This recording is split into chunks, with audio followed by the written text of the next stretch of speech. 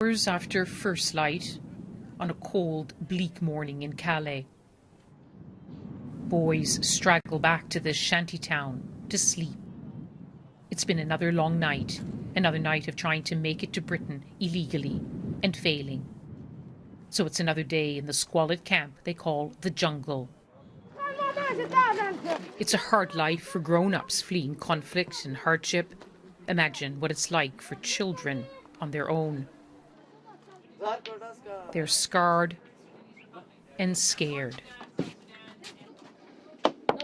But the Afghan boys at this centre say they won't stop until they reach family and a new future in Britain.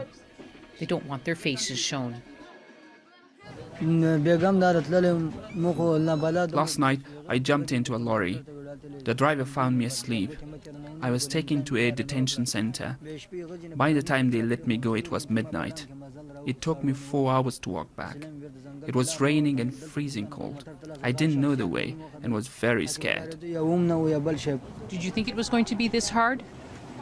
I knew the journey would be hard, but I didn't know it would be this hard once we got to Calais. I didn't know we'd have to cross the sea to get to London. These boys are just some of the large and growing number of children now travelling on their own across Europe.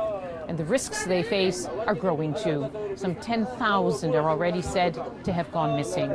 So the big question is, does Britain have a moral and legal obligation to take care of at least some of them, including some of these boys who are just an hour's journey from London?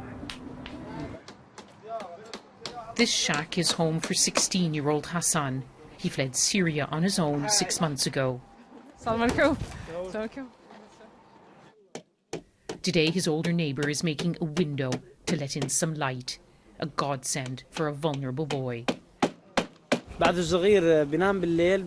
He's still very young, and he gets scared at night. He wakes up and cries for his mommy and daddy. Sometimes he finds rats in his room.